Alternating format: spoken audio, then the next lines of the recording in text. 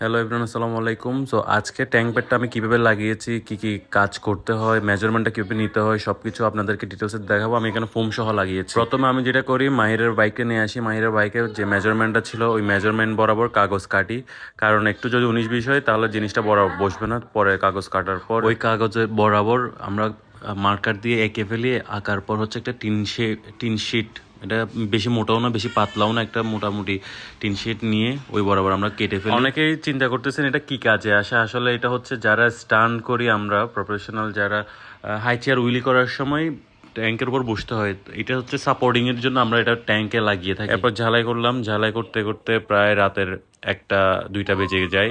মানে অনেক সময় লাগে। কাজটা ধর হচ্ছে 11টার দিকে, প্রায় 2 ঘন্টা লাগে। দেন আমরা এটা দেখলাম মোটামুটি একটা ভালো একটা শেপ চলে আসছে।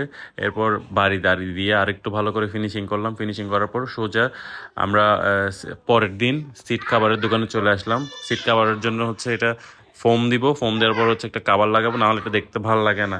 আর অনেকে রাবার দিয়েও করে, বাট আমার কাছে রাবারের ফিনিশিংয়ের চাইতে সিট কাভারের ফিনিশিংটা ভালো বেশি লাগে। এরপর ছিদ্র করার জন্য আবার চলে গেলাম আগ্রাবাদ যাওয়ার পর এখানে ছিদ্রগুলো করে প্রপারলি ঠিকঠাকভাবে যাতে বসে ওইভাবে আমরা বসাইলাম।